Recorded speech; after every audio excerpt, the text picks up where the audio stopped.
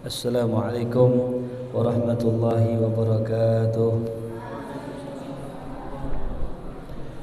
Ya Rabbi bil Mustafa balligh maqasidana waghfir lana ma madha ya wasi'al karami. Ya Rabbi bil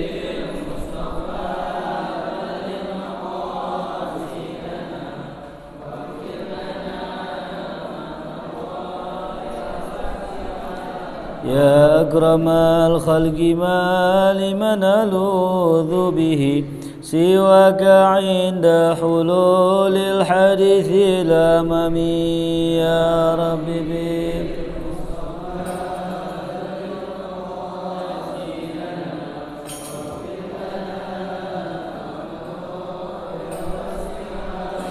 يا نفس لا تقنتين من زلة عظمت إن الكبائر في الغفران كالأمم.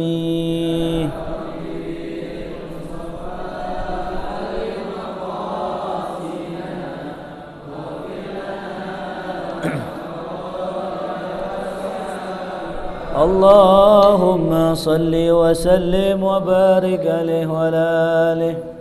الفاتحة بنت الفتوح المنوح والرسوح وتوبة الناس وصلح الجسد والروح إلى حضرة النبي مصطفى رسول الله صلى الله عليه وسلم وثم إلى مؤلف هذا الكتاب وأصولهم وفروعهم من الله يتغشاهم برحمة والمغفرة وينفعنا بأسرارهم وأنوارهم وعلومهم في الدين والدنيا والآخرة.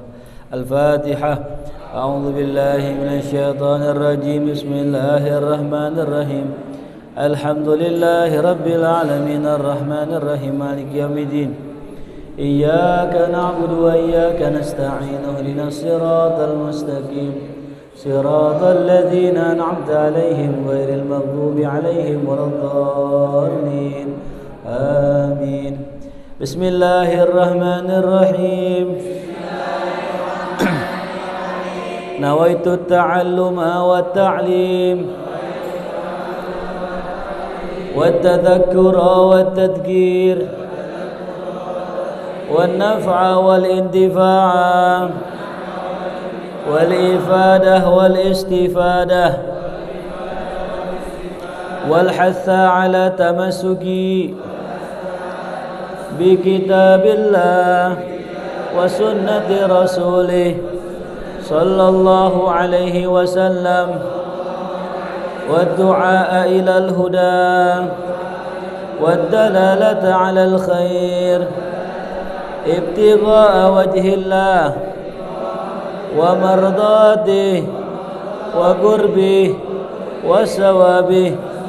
اللهم إني أسألك فهم النبيين وحفظ المرسلين وإلهام الملائكة المقربين.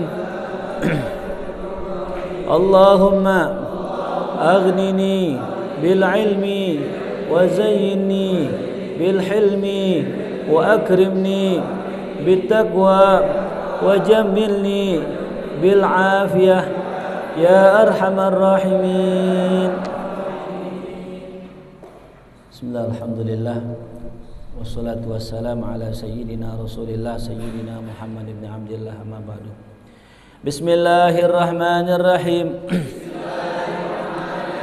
قال بعضهم الشيخ ثلاثة شيخ الفتح وشيخ الرياضة والتهذيب وشيخ التعليم والإفادة وقد تجمع المراتب الثلاث من مراتب المشيخة لبعض الشيوخ على الندور وذلك هو الشيخ المطلق.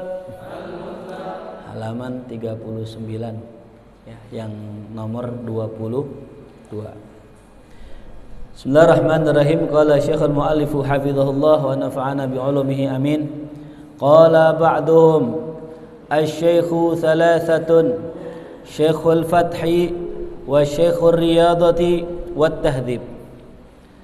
Berkata sebagian ulama, asy-syekh guru terbagi menjadi 3. Guru terbagi menjadi 3. Yang pertama Syekhul Fathi, yaitu guru futuh.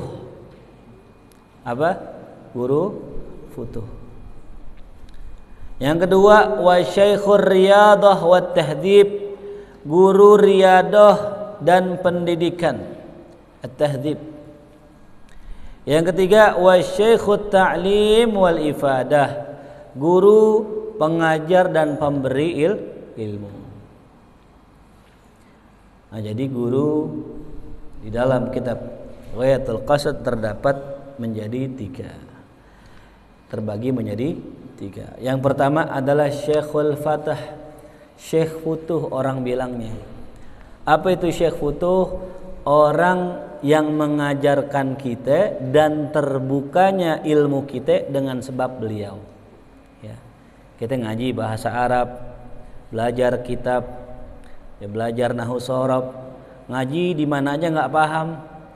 Ketemu sama guru, ini guru ngajarin kita, paham, bisa baca kitab, ya, bisa ini itu. Itu namanya Syekhul Futuh, ya, Syekh Futuh istilahnya begitu, ya.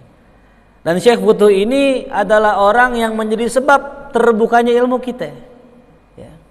Makanya kita jangan pernah lepas guru futuh kita, ya. Jangan pernah kita tinggalkan majlis guru futuh kita. Kenapa? Karena nanti ilmu-ilmu yang lain akan muncul lagi. Kita belajar ilmu nahwu sama beliau, ilmu shorof dengan beliau, terbuka ilmu kita. Jangan lepas majlisnya, ntar diajarin lagi, futuh lagi, futuh lagi, futuh lagi, begitu. Ya, ilmu apaan aja. Ya. Kalau sudah ketemu dengan Syekhul Futuh, ntar Allah bukakan pintu kita. Kan banyak cerita ya, ulama-ulama terdahulu. Ada ulama belajar, lalu kemudian dia nggak ngerti-ngerti dia belajar, nggak paham-paham. Sampailah kemudian nih ulama ya merenung, berkholwat di dalam sebuah gua. Di dalam gua tersebut tuh ulama ibadah, dia sholat, dia merenung, berzikir pada Allah, muhasabah dirinya, sambil dilihat ada tetesan air. Tetesan air tersebut menetes satu demi satu, sampai kemudian lama-lama kelamaan, hari demi hari, bulan demi bulan, kemudian tuh tetesan air tadi bisa membolongi batu yang keras. Ketika dia merenungi hal tersebut, terbukalah pemahaman yang selama ini masih terkunci. Tuh. Nah, itu namanya dapat futuh. Ya. Nah, cuman jangan fahami futuh itu adalah ketika orang belajar langsung dapat ilmu semuanya, enggak. Ya. Kita kalau futuh itu dapat ilmunya dikit-dikit. Belajar misal tentang masalah nahwu. Ya, kita belajar nahwu, isim, fiil, huruf, mengenal isim, fiil, huruf, tahu, nah itu namanya futuh. Tapi belum tentu yang lain. Ntar masalah i'rab enggak futuh, ntar lama-lama futuh. Ntar masalah ini futuh, ini futuh, ini futuh, pelan-pelan. Ya. Bagaimana kalau seandainya ada orang dikasih ilmu langsung luber dari Allah? Orang belajar langsung dikasih ilmu sama Allah, terbang langsung deh. Nggak mau ngaji di Al-Mujahidin deh. Makanya Allah ngasih futuh sedikit demi, ibarat orang, ibarat pohon disiramin air sedikit demi. Kalau seandainya di pohon dikasih air langsung satu sungai, bukannya tumbuh malah nganyut tuh pohon. Ya, sama kita juga dikasih air sama Allah. Kalau dikit-dikit kan adem.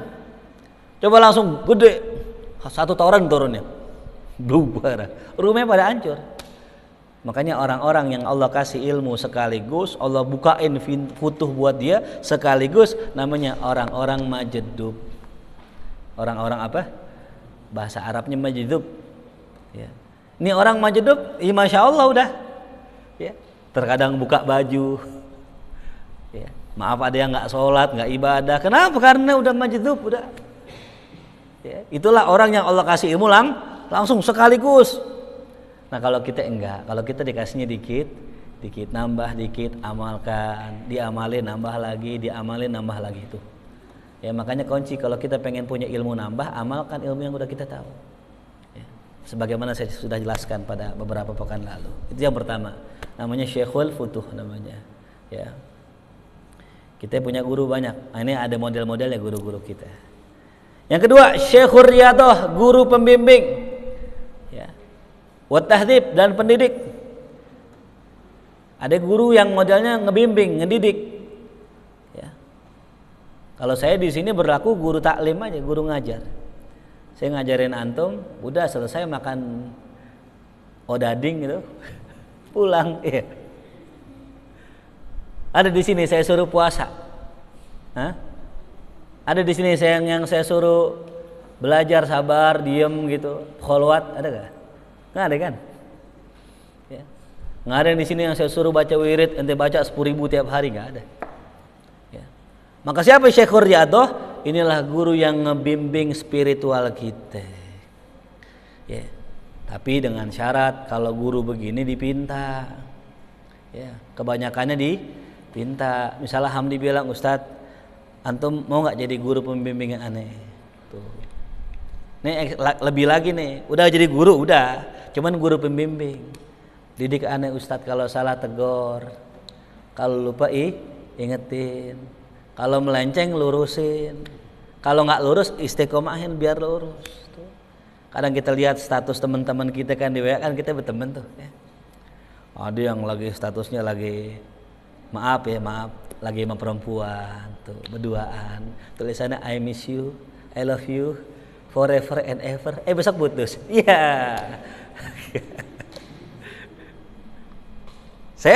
saya berhak negor gak? Berhak negor. Kadang ada yang saya tegur gitu. Ya. Kadang abis orang sekarang begitu sih ditegur baper dia. Iya. Ditegur nih, besok status jadi hidden sama saya. Betul. Ada gak yang statusnya di hidden dari saya? Ada gak? Insya Allah kalau anak Al-Mujahidin enggak ya, enggak ada ya. Tuh. Ya. Jadi guru pembimbing ini enggak sekedar ngajar, saya ngajarin antum pulang selesai, bukan pembimbing namanya, bukan pendidik namanya. Ya. Kalau saya minimal setengah dah. Ya soalnya kadang-kadang kalau anak-anak makan, saya suka tuh ajarin makan tuh yang bener gini, itu namanya pembimbing. Makanya beda antara tarbiyah dengan taklim. Ya, lembaga kita, universitas, pendidikan, ya, ada pengajaran itu beda. Ya, tulis beda antara pendidikan dengan pengajaran.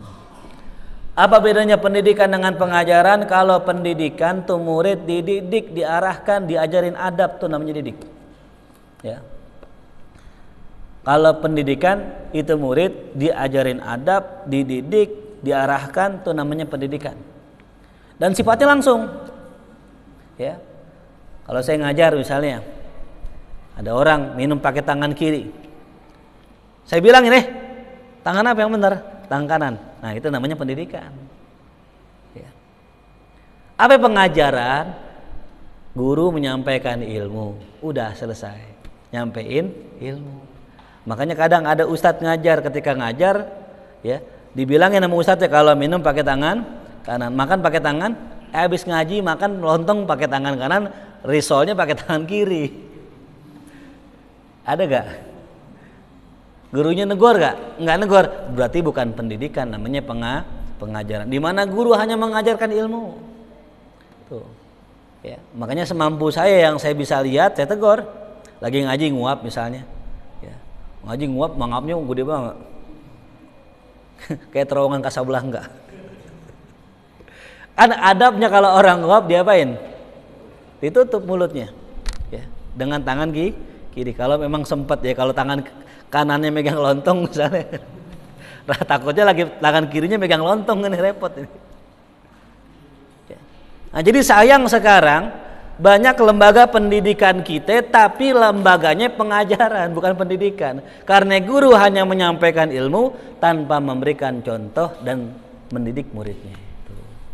Nah, ini yang jarang, guru Riyadhah. Saya punya guru, itu guru saya, beliau dididik sama gurunya. Kata gurunya, ente pergi dah khalwat ke selatan. Beliau khalwat, tahu khalwat? Menyendiri dari makhluk, sendirian di dalam hutan. Bayangin, sendirian di dalam hutan. Ngapain di hutan? Beribadah, ngelatih diri, ngebina diri di bawah bimbingan gurunya, mengamalkan ilmu yang udah dipelajarin sebelumnya. Di hutan ngapain? Dia ibadah. Dia sholat, baca Quran, belajar kitab sambil mengamalkan isinya. Nah kalau kita ngamalinnya di kota, batal mulu kita.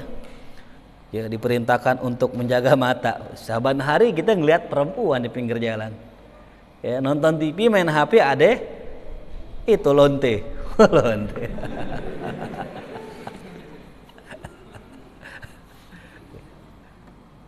Ituan. Betul gak? Iya Romi. Kalau di hutan ada gak Mi? Ada, pada telanjang semua, singa, macan. Pada nggak pakai baju. Itu didikan guru. Ke hutan. Berani Firman ke hutan. Nah, hutan UI sini, hutan UI. Itu bukan mau kholwat, mau nyuci mata namanya. Dikasih amalan puasa berapa hari? Setiap hari. Masya Allah. Setiap hari nggak makan kecuali 5 hari, 2 hari raya, 3 hari tasyrik nggak boleh puasa. Tapi selebihnya puasa. Malam tahajud, dikasih wirid, baca sekian. Tuh namanya mursyid atau guru pendidik. Ini yang kita butuh sekarang. Ya. Karena kita maaf ya, kadang kita ngaji pengennya kita. Aku mau ustadz yang begini. Aku mau ustadz yang begini enak nih. Yang kalau kita mabok boleh di depan dia. Kata gitu masa kita ngatur guru sih? Ya. Aku pengen ustadznya yang keras enaknya nih, biar hati gue ini. Aku maunya yang lembut aja, nggak mau yang keras-keras. Itu berarti ngikutin hawa nafsu kita. Kita kalau belajar kan ngelawan hawa nafsu, untuk memenjarakan hawa nafsu, mengontrol hawa nafsu. Kalau kita belajar milih-milih guru seenak kita yang kita pengen, kita namanya ngikutin nafsu. Enaknya ngajinya yang boleh pacaran, enak sama Ustadz Onono. Kita kalau pacaran nggak diomelin. Enggak enak kalau Ustadz yang gitu tuh pacaran diomelin. Lah, ikutin nafsu namanya. Ikutin yang nggak enak sama nafsu kita. Jelas? Paham? Itu namanya guru pendidik tuh. Ya. Makanya pesan Nabi kita Muhammad SAW, istausu bin nisa'i khaira. Berilah nasihat, wasiat kepada perempuan dengan cara yang baik. Ya. Ini pesan Nabi sebelum wafat. Nabi ngomong nih sama para laki-laki nih, ingat kalau nasihatin perempuan yang baik-baik. Perempuan kadang dia tuh sebenarnya pengen nurut sama laki-laki, cuman kadang laki caranya nggak baik. Cara ngomongnya kasar, cara ngomongnya menyinggung perasaan perempuan, karena perempuan tercipta dari tulang rusuk. Ya. Coba lihat itu, tulang rusuk ente masih ada nggak? Ada hilang atuh. Kata jamaah, Ustadz kalau poligami tulang rusuknya nggak ada dong. 4-nya hilang katanya gitu.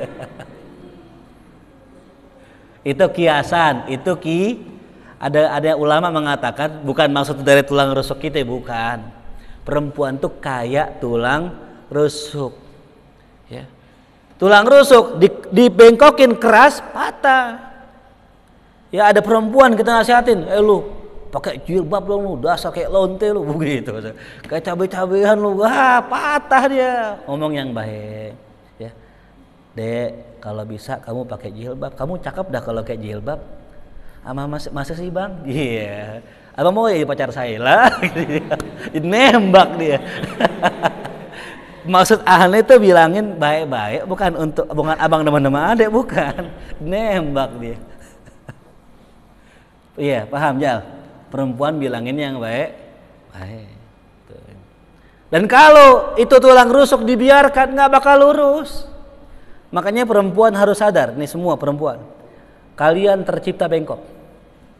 Ingat ya, perempuan tercipta bengkok, artinya butuh dilurusin. Coba lihat, banyakan mana perempuan apa laki-laki dalam neraka? Aku yang kencang, ayo. Banyakan mana laki atau perempuan? Perempuan. Nih ngaji banyakan mana laki perempuan?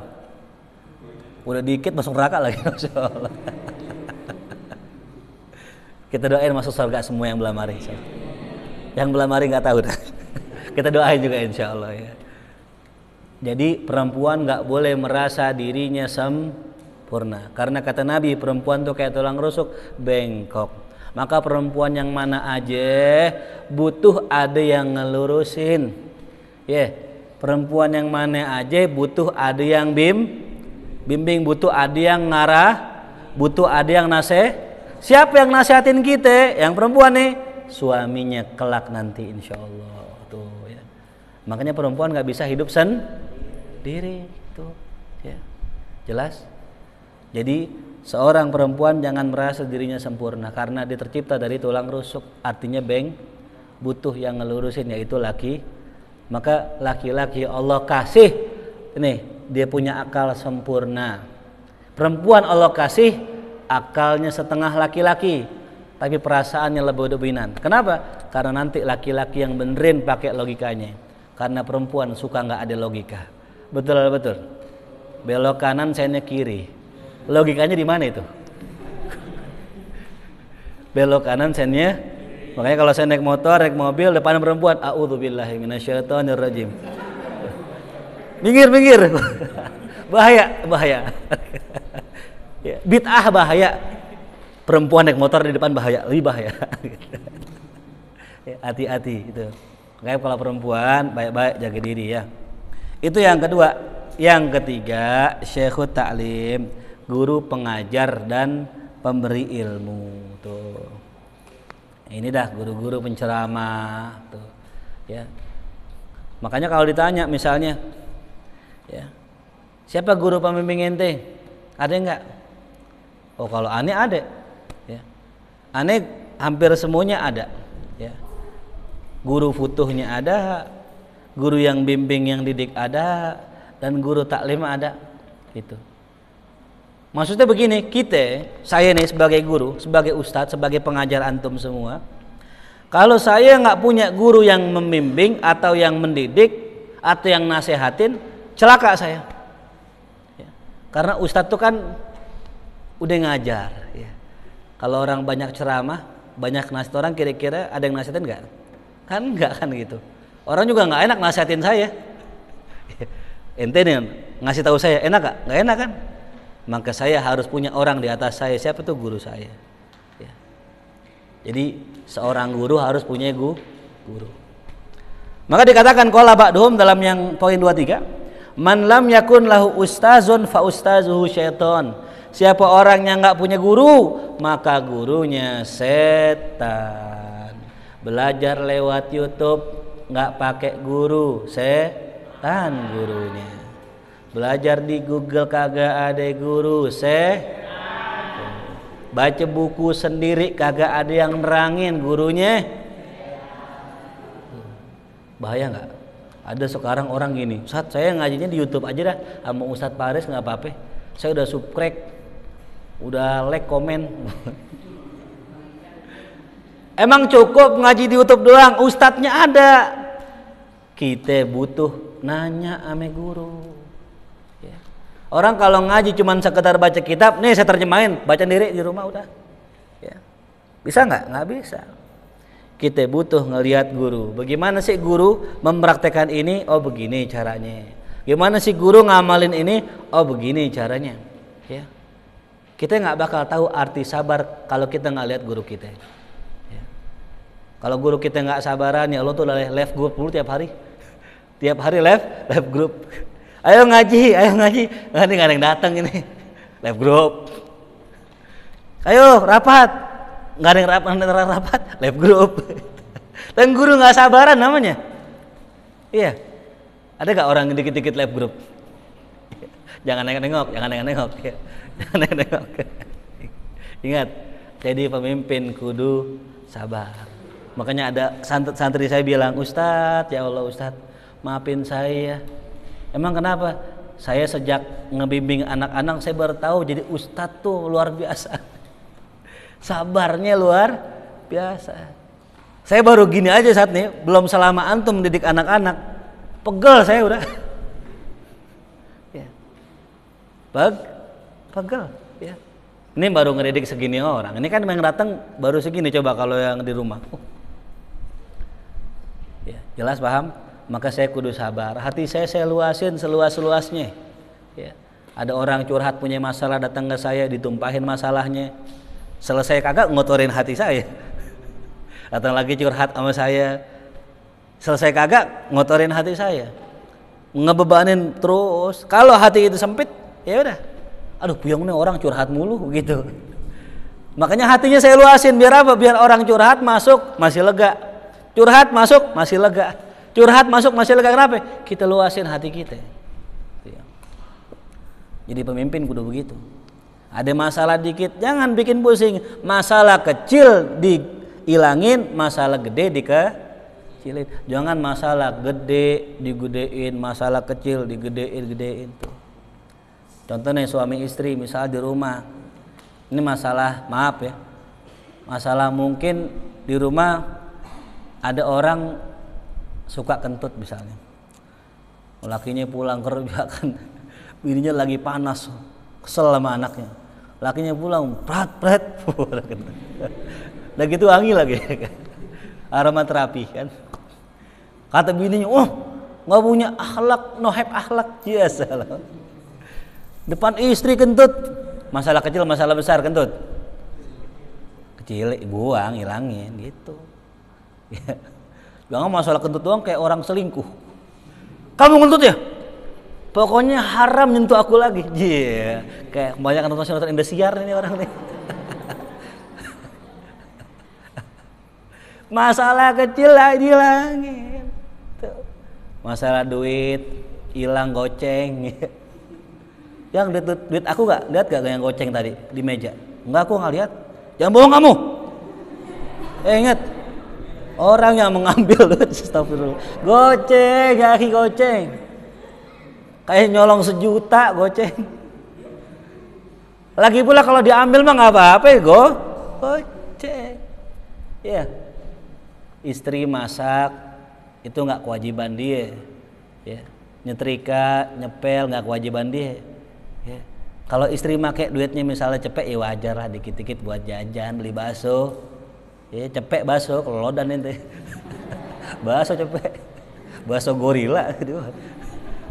Gitu bahasa becucu kali itu bukan beranak lagi tuh, becucu udah. Ingat ya, jadi ketua, jadi kepala kudu banyak sabar. Ini pesannya buat ketua Risma ya, lebih khususnya.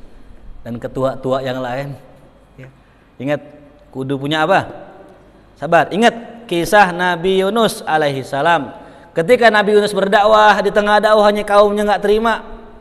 Nabi Yunus kabur. Kenapa kabur? Waduh, nih umat aneh pada nggak nerima aneh. Nabi Yunus kabur. Allah hukum gara-gara kabur meninggalkan kaumnya dimakan ikan paus.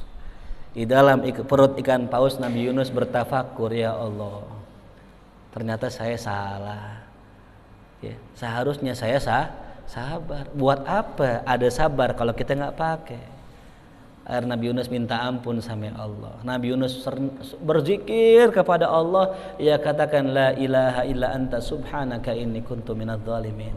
La ilaha illa anta subhanaka inni kuntu minadz zalimin. Kata Allah dalam Quran, sekiranya Nabi Yunus bukan termasuk orang yang banyak berzikir, pasti celaka udah Nabi Yunus. Tuh. Artinya kalau kita dalam menjalani apapun, hidupkah itu, masalah rumah tanggakah, masalah kerjaankah, itu nggak lepas dari yang namanya ujian dan musibah. Nggak lepas. Kalau ente merasa dengan ente lari dari masalah, kelar masalah, salah, akan muncul masalah lain. Ente punya panok di sini, ente lari, ente biarin tuh panok, ente nggak obatin, akhirnya apa? Muncul panok-panok yang lain.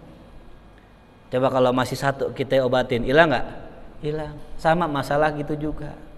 Masalah di rumah tangga selesaikan, masalah di rumah selesaikan, ame teman selesaikan, ame guru selesaikan. Jangan lari dari ingat yang perempuan ya, ingat, jangan lari dari masalah. Makanya kalau nggak mau punya masalah, jangan pernah hidup di dunia. Insya Allah nggak ada masalah. Kelar urusan. Kalau mau nggak ada masalah, jangan hidup di. Berarti kalau kita hidup di dunia, namanya kita tinggal di tempat yang penuh dengan mas. Ya. Saya kasih contoh, di rumah ada masalah nggak? Belum nikah masalahnya sama bapak sama emaknya. Kata emaknya, ya Allah tong begadang mulu lo, tidur siang dah lo, kerja sono pakai orang-orang. Iya, masalah nggak? Akhirnya dia ngekos nggak punya duit, ditagih. Masalah nggak? Udah pujang nih gue nih, masalah. Udah dah gue kayaknya kudu kawin, biar tenang nih masalah gue nih. Dia kawin, kerjaan belum dapat juga. Masalah nggak? Masalah. Dapat kerja, punya duit, bininya ngerong-ngerong mulu, duit yang. Masalah nggak? Akhirnya dikasih tuh duit, bininya kerja hilang. Masalah nggak? Punya anak, masalah. Nggak punya anak, masalah. Anak 1, masalah. Anak 2, anak 3. Ada gak yang nggak ada masalahnya orang? Ada, orang mati. Ya mati aja udah kalau nggak punya masalah. Ingat ya, kalau kata orang sekarang punya pala puyeng, nggak punya pala serem. Mending mana ya Abid? Punya pala puyeng apa nggak punya pala? Mending punya pala, yarin dah puyeng nggak apa-apa, yang penting punya. Kan lucu yang ngaji nggak ada palanya semua. Qala al-Habib Arif billah Abu Bakar bin Abdullah al-Attas nafa'anallahu bih. Berkata al-Habib al-Arif billah Abu Bakar bin Abdullah al-Attas, beliau berkata, lau annal murida sadaqa fi iradatih, sekiranya seorang murid benar dalam keinginannya, dalam iradahnya, la wajada syekhal muslika, maka dia akan mendapatkan guru yang membimbingnya, waqifan, berdiri ala babidarih, di depan pintunya. Itu kalau kita benar pengen menuju Allah, pengen kenal sama Allah, ntar Allah yang jalanin tuh guru datang ke rumah kita, nggak usah jauh-jauh. Kita kadang bingung nih, ya Allah nyari guru di mana yang bisa bimbing saya, yang bisa ngarahin saya, ya, yang bisa betul-betul mantau saya. Kalau kita benar-benar tuh guru datang ke rumah kita. Kalau sekarang nggak usah repot-repot, ada WA. Sekarang ada WA tuh, dikontrol terus, diingetin terus, mau nanya tinggal nanya dan sebagainya tuh. Makanya perjalanan kita nyari guru harus benar-benar disertakan dengan la haula wala quwata illa billah. Pasrahin sama Allah. Ingat ya, kita ini punya hati, nanti hati kita akan dimintai pertanggungjawaban sama Allah. Yang Allah lihat bukan baju kita nih, gamis kita yang bagus bukan, kokok kita yang bagus bukan. Yang Allah lihat hati kita. Siapa yang bisa bersihin hati kita? Kita sendiri nggak bisa. Kita nggak bisa bersihin diri hati kita. Kita butuh orang lain yang ngeliatin hati kita. Sama orang, kita ini punya baju kita putih. Tahu nggak belakang kita kotor apa enggak? Hamdi, tahu nggak? Taunya gimana? Kita bisa tahu belakang kita kotor dari siapa? Orang lain. Tapi nggak semua orang berani ngomong sama kita. Ya. Teman kita buktinya nggak berani negor kita. Makanya yang berani negor kita adalah guru kita. Ya. Makanya tadi kudu butuh guru, kudu punya guru. Qala ba'duhum, berkata sebagian ulama, laisa sya'nu ayyakunal wali fi qalbik. Ya, bukanlah hal yang benar jikalau seorang wali ada di hatimu. Ya. Artinya, walakin nasya'na, akan tetapi yang benar adalah antakuna fi qalbil wali. Hendaklah engkau ada di hati seorang wali. Ya. Jadi yang benar itu bukannya wali ada di hati kita, tapi kita ada di hatinya wali. Itu yang luar biasa. Jadi yang luar biasa bukannya wali di hati kita, semua orang juga bisa. Saya cinta Habib Umar, saya cinta Habib Ali Jufri, saya cinta Habib Mundir, mereka di hati saya. Semua orang bisa. Tapi nggak semua orang mampu ada di hati para wali. Ya Allah ya Rabb, susah. Ya. Pengen tahu caranya bagaimana berkhidmah dengan wali tersebut. Nah, kalau kita sering baca Ratibul Attas, di situ pasti kalau kita membacakan qasidah, itu pasti qasidah, membacakan ratib pasti kita akan mengirimkan Fatihah kepada ulama namanya Syekh Ali Baros. Ya.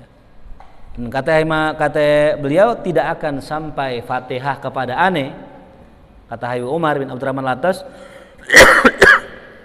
sebelum orang itu mengirimkan Fatihah kepada murid aneh namanya Syekh Ali. Ini ulama nih, ini ulama Syekh Ali Baros, ngarang kitab Syarah Hikam, ulama. Ya maaf ya, bukan sembarang orang, ulama. Ini ulama saking khidmahnya sama gurunya, suatu hari ada orang mengabarkan kepada dia bahwasanya di sono ada Nabiullah Khidir. Lalu ke sono minta doa sama Nabi Khidir. Nabi Khidir kan Masya Allah. Apa kata Syekh Ali Baros? Ya fulan, aneh udah punya guru aneh. Aneh nggak butuh doa selain guru aneh. Udah cukup guru aneh aja udah. Mau Nabi Khidir kayak siapa kayak, udah guru aneh. Ya. Atas kata gurunya Habib Umar bin Abdurrahman Latas, Masya Allah, nggak bakal orang sampai Fatihah ke aneh sebelum bacain Fatihah buat ente ya Ali Baros tuh.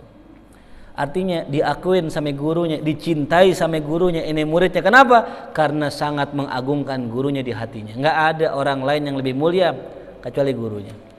Ya. Paham? Dalam ilmu berguru, kalau kita punya guru, orang soleh, wali min auliyaillah, satu beliau udah di hati kita, yang lain pun ada, cuman jangan mengalahkan ini guru kita. Gitu. Kita cinta dengan Habib Umar dan Muhammad bin Salim bin Hafidh misalnya.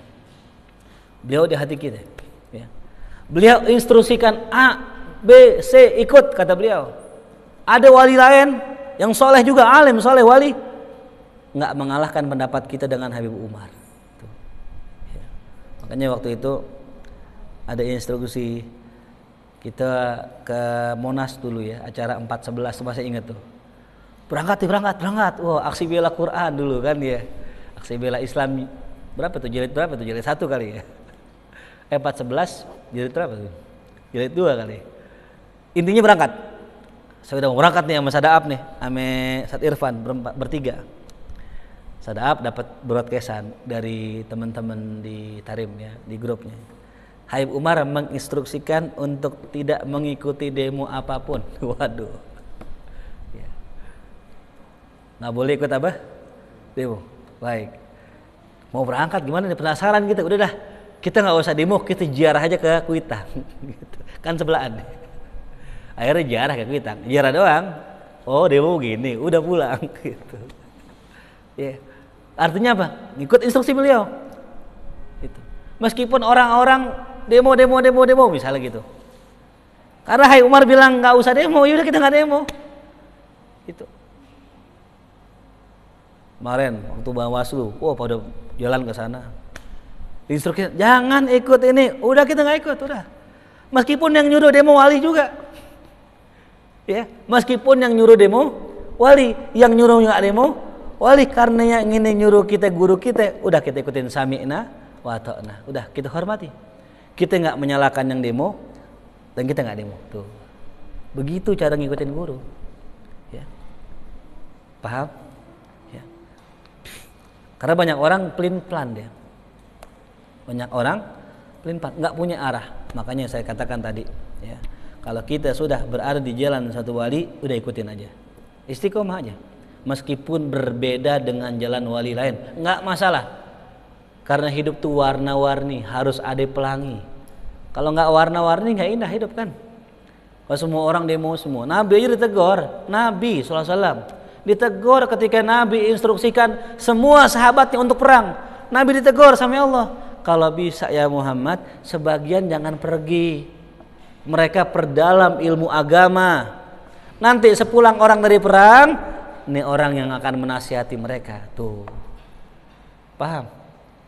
Jadi kita jangan seragam semua, harus ada beda-bedanya juga. Cuman satu tuh tujuan, bangun masjid jangan semuanya arsitek, nggak ada yang kerja ntar.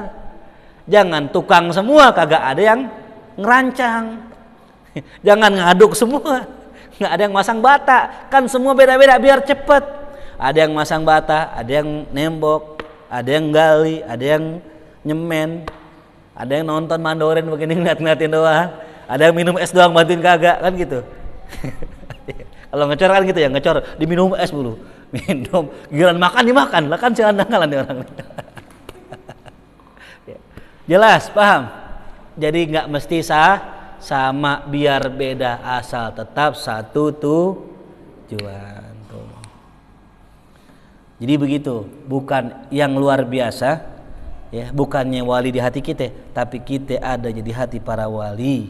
Wa alamatu zalik, tanda itu orang ada di hati wali, an yas'ala anka, dia nanyain ente idza gibta anhu, kalau ente nggak hadir. Ya. Mana si fulan? Mana si fulan?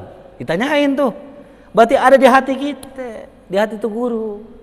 Pertanyakan diri kita, kalau kita nggak hadir nggak ditanyain guru. Nih saya punya kebiasaan, kalau orang nggak ngaji, nggak hadir sekali, ditanyain sama guru. Si fulan mana kau nggak hadir? 2 kali, ditanyain lagi. 3 kali, 4 kali nggak ditanya. Ya. Ijal mana ijal? Nggak datang, baru sekali. 2 kali, ijal mana ijal? 3 kali, ijal mana ijal? 4 kali nggak ditanya. Tuh. Makanya kalau bisa jangan absen lebih dari 3 kali kalau bisa, ya. Gitu. Nggak ngaji sekali, besok ngaji. Besok nggak ngaji, besok ngaji, gitu. Ya. Paham, jelas? Kalau misal pun ada uzur gitu, ya kerja apa, pokoknya jangan sampai nggak hadir berturut-turut lebih dari 3 kali, nggak ditanya gitu. Apalagi sebulan, ya. Makin sering kita hadir makin bagus. Pokoknya cirinya orang ada di hati wali, ya, itu wali nanyain kita kalau kita nggak ada. Mana sih fulan? Tuh. Panggilin sudah kemarin ngaji. Tuh berarti masih ada tuh. Dan kalau kita udah nggak tanya lagi sama guru, waspada, udah nggak ada lagi kita di hati mereka. Tuh, ya. Maka dikatakan, idza kunta fi qalbi arifin billah, jikalau engkau ada di hati seorang arif billah, di hati para wali, wa nazalat alaihil anwar, turun kepadanya cahaya dari Allah, hassalta nasibak minha, ente dapat bagiannya dari cahaya tersebut. Masya Allah. Kita nongkrong doang di hati wali, terus wali dapat karomah, dapat kemuliaan dari Allah, kita di hatinya dapat juga kita bagiannya. Ya Allah, luar biasa. Padahal nyumbang semen doang, ya. Wan rajin nyumbang semen, ngaji kagak misalnya gitu. Terus tiba-tiba nih wali dapat karomah, ya, kita di hati dia karena setiap hari nyumbang semen, dapat insya Allah barokahnya itu. Ya. Maka jangan sepelekan keberadaan hati kita di hati para wali. Cuman baik-baik, ya. Baik kalau ada dekat sama ulama, jangan sampai kita menyakiti dan menyinggung perasaan para ulama. Belajarin juga adab tentang kepada ulama tuh. Laisal murid, dikatakan bukanlah murid yang sejati. Man yaftakhiru syekhah, orang yang membanggakan gurunya. Walakinnal murid, akan tetapi murid yang sejati adalah man yaftakhiruhu syekhuh, orang yang dibanggakan gurunya. Itu murid yang sejati, bukanlah murid yang membanggakan gurunya. Oh guru aneh ulama fulan, guru aneh wali, guru aneh, bukan. Murid yang sejati adalah murid yang dibanggakan oleh gurunya. Kan banyak orang sekarang gitu kan, aneh berguru dengan Habib ini, aneh berguru dengan ulama ini. Kata temennya, emang tuh guru kenal amel lo? Enggak. Iya. Bener, banyak gak orang gitu. Gua ngaji sama Habib Umar, belajar gua kapan? Lu di MR dulu. Dulu semalaman doang. Umar kenal gak mente? Kagak. Ya. Jangan ngaku murid, kecuali apa? Kena ngaji boleh. Aneh ngaji sama Habib Umar, gitu. Boleh ngaji, ikut denger doang. Tapi kalau kita ngaku murid berat ya akhi. Nggak sembarangan orang diakuin nih murid aneh, enggak. Harus ada tandanya dulu, usahanya dulu, baru diakui murid, gitu. Jadi murid yang sejati bukan murid yang banggain gurunya. Pernah kejadian ada ceramah. Ini kisah nyata ya. Saya punya guru cerita. Habib Fulan ceramah pertama. Guru aneh, dokter fulan, wali fulan. Wah, ceramah pertama. Ceramah kedua, qala ustazi, guru aneh, dokter fulan, profesor fulan, alim fulan. Yang ketiga datang naik ceramah. Langsung ngomong gini. Laisal murid man yaftakhiru syaikhoh. Murid yang sejati bukan yang banggain gurunya. Akan tetapi murid yang sejati adalah yang dibanggain sama gurunya. Wassalamualaikum warahmatullahi wabarakatuh. Kelar. Ya, artinya percuma kita banggain guru kalau guru nggak bangga sama kita. Maka buktikan kalau kita bangga dengan guru bangga dengan kita. Allahu a'lam. Semoga kita Allah jadikan orang-orang yang dibanggakan guru kita fi dunya wal akhirah. Semoga kita bisa nyenangin guru kita, istiqomah di majelis guru-guru kita, dan Allah jadikan kita berada di hati para guru-guru kita dan wali-wali Allah. Ala hadhihi al-Fatihah. A'udzu billahi minasyaitonir rajim. Bismillahirrahmanirrahim. Alhamdulillahi rabbil alamin. Arrahmanir rahim. Maliki yaumiddin. Iyyaka na'budu wa iyyaka nasta'in. Ihdinas siratal mustaqim. Shiratal ladzina an'amta 'alaihim ghairil maghdubi 'alaihim waladdallin. La bihaqqil Fatihah wa bi sirril Fatihah wa bi karamatil Fatihah. Iftah lana abwabal khair wa akhtim lana bil khair. Rabbana atina fid dunya hasanah wa fil akhirati hasanah wa qina adzabannar. Wa sallallahu ala sayyidina Muhammadin wa alihi washabihi wasallam. Walhamdulillahi rabbil alamin. Ya Rabbana tarafna tarafna wa annana asrafna ala ladha ashrafna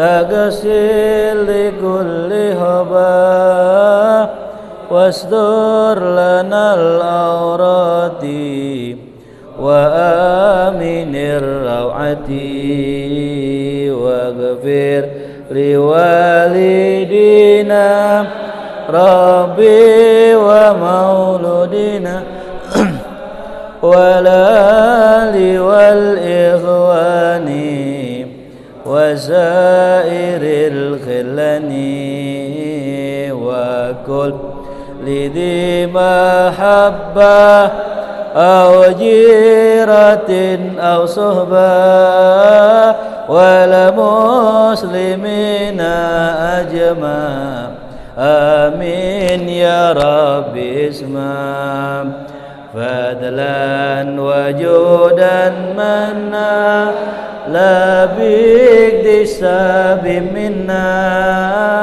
bil mustafa rasuli nahadha bi kulli suli salla wa sallam rabbi alaihi addal habib wa alihi wa sahbihi idadata suhbi walhamd fil badi wa tanahi walhamdulillahi fil badi wa tanahi. Allahumma salli wa sallim wa barik alaihi wa alim. Info biasa malam Rebo Mahya dan tanggal 12 Desember Maulid Nabi malam Ahad insyaallah ya. Diharapkan kehadirannya ya. Mudah-mudahan yang ceramah insyaallah Habib Muhammad Bagir insyaallah dari Majelis Rasulullah. Assalamualaikum warahmatullahi wabarakatuh.